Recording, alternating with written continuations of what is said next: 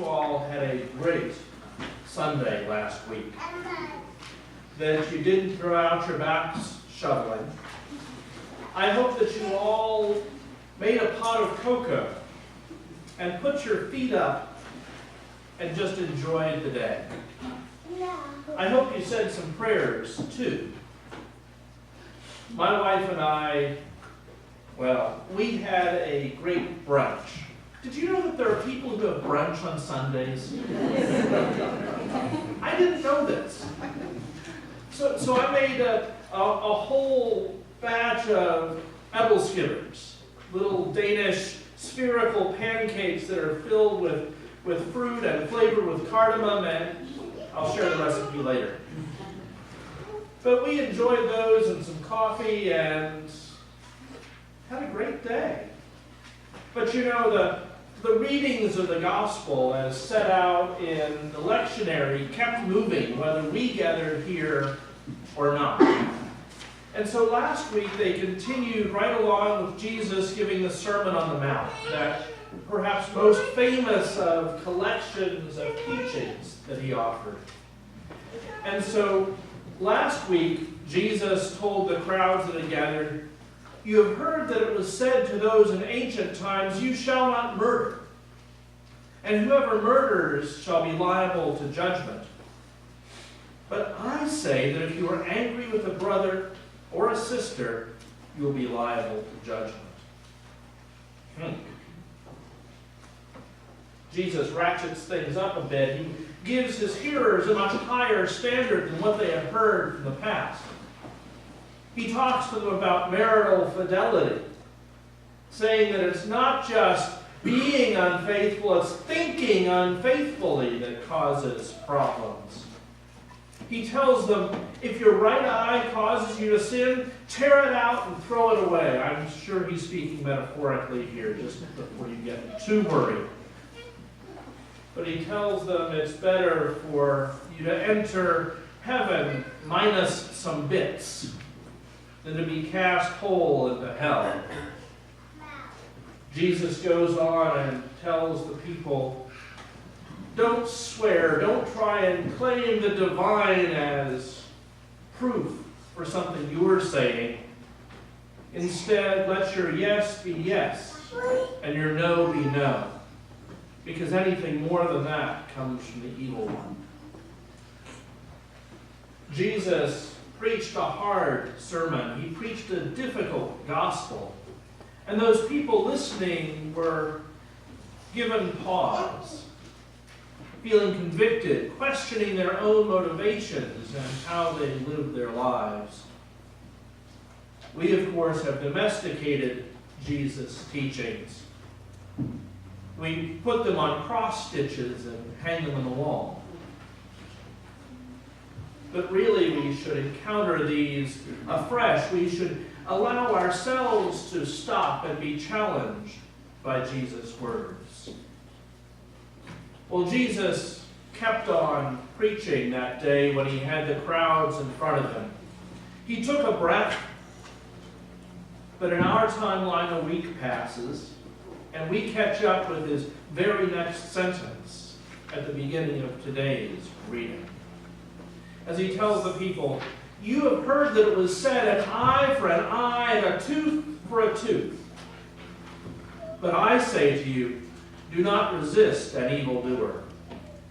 If anyone strikes you on the right cheek, turn the other also. And if anyone wants to sue you and take your coat, give your cloak as well.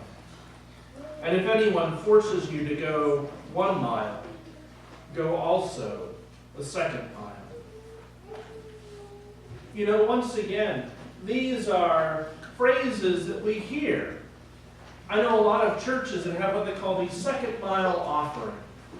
You know, that 1st mile offering that we give to take care of all the stuff that we do with it. That 2nd mile that's over and above, that's a gift of grace. Now, I always encourage people to be generous, but that's not what this text is talking about. This text in Matthew's Gospel has Jesus talking about how we deal with evil and oppression. It's really Jesus giving a handbook for nonviolent resistance. You see, he tells people, you don't return evil for evil. You don't strike back when you are struck. We don't have to look far to see in history all of the examples of nonviolent resistance to oppression, whether it's Gandhi's march to the sea in the face of the British Empire, claiming the people's right to make salt for themselves, or the marches in Selma that were met with fire hoses, billy clubs, and police dogs. Jesus lays the groundwork here, telling people, if they strike you on one cheek, offer the other. You know, there's a truth there, isn't there? Gandhi knew it, King knew it, we know it. When we receive abuse, it lowers the abuser. When things make it to the news, and people can judge what's going on, then they can change their feelings and their behaviors. Jesus says if someone compels you to go 1 mile, go 2. And again, Jesus is talking about a very real situation. Roman legionnaires were allowed to pull someone at random and say, you're going to carry my pack. But they were only allowed to make the person carry the pack for 1 mile. After that, they had to pull somebody else out of the crowd and say, your turn, your turn, your turn. But Jesus says if someone compels you to go 1 mile, go 2. You know, if you walk into that 2nd mile, breaking the rules about how far that Roman soldier is allowed to force you to go, somebody is going to notice. That centurion is going to go, Cornelius, what the heck are you doing? Maybe it wouldn't be Cornelius, but you get the point. When we go beyond what we're compelled to go, things change. Jesus tells the people, if someone sues you for your cloak, give them your coat also. Now, for those of you who are familiar with the fashion of the 1st century, the cloak was the outer garment, the coat was the inner garment. So what Jesus is saying is if somebody's trying to take something from you, don't just give them what they ask for. Give them the shirt off your back. Give them the pants off your legs. Stand there in your underwear until they are shamed by what they are doing to you. Jesus then goes on. You have heard it said, you shall love your neighbor and hate your enemy. But I say to you, love your enemies. Pray for those who persecute you. Love your enemies. Pray for those who persecute you.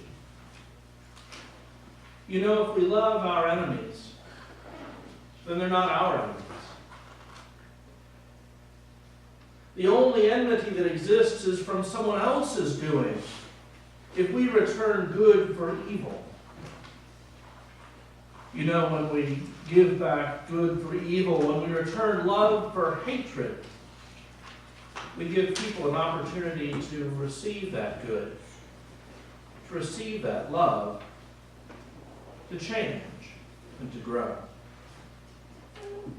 As Dr. Martin Luther King said in a sermon on this very text some 60 years ago, darkness cannot drive out darkness. Only light can do that. Hate cannot drive out hate. Only love can do that. And so Jesus concludes his passage from this morning's reading saying, be perfect, therefore, as your heavenly Father is perfect. You know, perfect is a hard word. I don't think any of you are perfect. That said, I don't think any of me is perfect either. We try, we fail, we do our best, we mess up, we come together week in and week out, we offer our prayers of confession because we fail to be perfect. None of us live up to God's call. But it doesn't mean that the call isn't there. I think maybe, though, the translation being perfect, it's a little off, actually. It's a reflection of the Hebrew, be holy. And we sang in our opening hymn today, take time to be holy.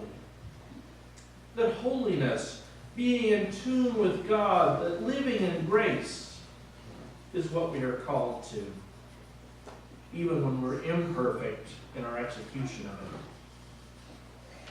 Among other things, holiness calls us to be daring. This morning's reading from Leviticus grabbed that language of holiness as God instructed Moses how to talk to the people. You shall be holy, for I am holy, says your God. Holiness consisted in so many things, and Moses gives a list, not dissimilar to the list that Jesus gave. Talking about caring for the poor and for the alien residing in the land. Giving a command to leave the wheat and the grapes unharvested around the edges of the field, so that even the outsider could enjoy the benefits of God's provision through the land. Holiness consisted of being truthful in communication and testimony. It consisted of dealing honestly in business and not defrauding people, of paying the laborer that which was due and not holding it back. Holiness entailed caring for the disabled and not reviling them or causing them extra problems. Holiness meant giving honest and just rulings without kowtowing to the rich and powerful. Holiness meant not slandering people or profiting from the misfortune of others. And finally, God tells Moses to tell the people, you shall not hate in your heart anyone of your kin. You shall reprove your neighbor, or you will incur guilt yourself. You shall not take vengeance or bear a grudge against any of your people, but you shall love your neighbor as yourself. I am the Lord. You shall love your neighbor as yourself. That's hard stuff.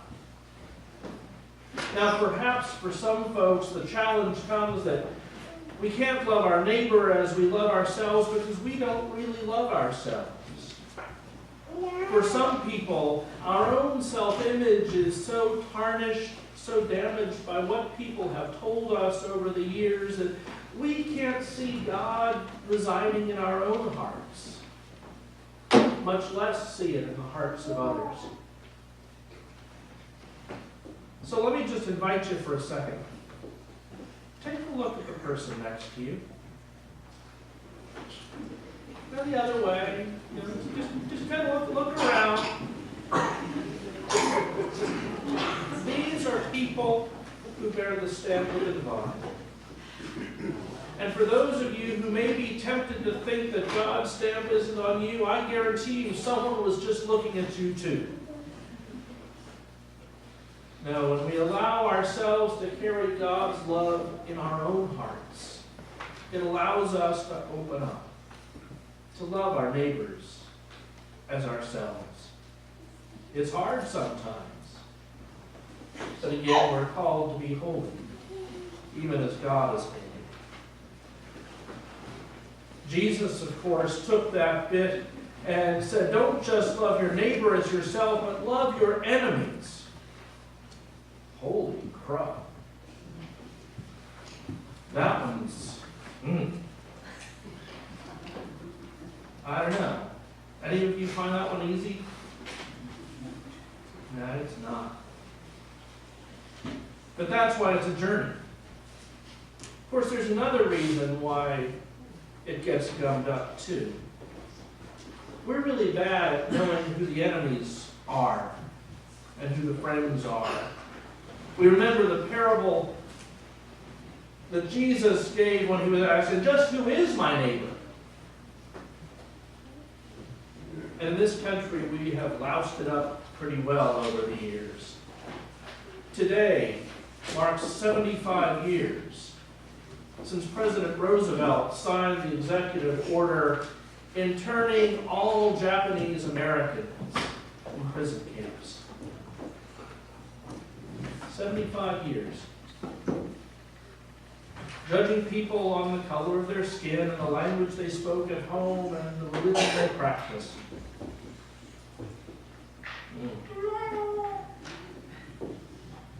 Maybe that's why we're called to love. To see neighbors and friends rather than enemies. So that we can open our hearts and our lives, so we can open God's world to the full inclusion of all people. Now today we pause, we reflect. And I would be remiss if I didn't reach back and tag the fact that it is Scouting Sunday, or at least it's Scouting Sunday observed. The official Scout Sunday falls on the first Sunday of February, which is always a challenge as we try and make things gel with our communion schedule. But Scouting Sunday calls us to reflect on those values of scouting. Those values that have, even in the last year, shown the scouting program becoming increasingly inclusive. It wasn't that long that gay men, that gay boys were included. And now we just have the acceptance of transgender scouts as well. Something to truly celebrate. That growing commitment to inclusivity is a gift. It's a blessing. It's the blessing that comes when we look to see friends and neighbors rather than enemies. The values of scouting guide us in many ways, especially when we hold them up in parallel with the teachings of Christ. The Scout Oath says, "On my honor, I will do my best to do my duty to God and my country, to obey the Scout law, to help other people at all times, to keep myself physically strong, mentally awake, and morally straight." And of course, the Scout law goes on, talking about how a Scout is trustworthy, loyal, helpful, friendly, courteous, kind, obedient, cheerful, thrifty, brave, clean, and reverent. You know, these are the same values that keep coming up again and again as we hear Jesus talking about how we are to treat other people. And so today we celebrate. We celebrate the goodness of God made known to us in a gospel of challenge. We celebrate the goodness of God made known to us in Troop 52 and the scouting programs in general that help young people grow. We celebrate the goodness of God made known to us in this congregation, in those quilts that are given, in those talents that are shared, in the time that is such a gift. May we then be blessed as together we journey forward in holiness. Amen.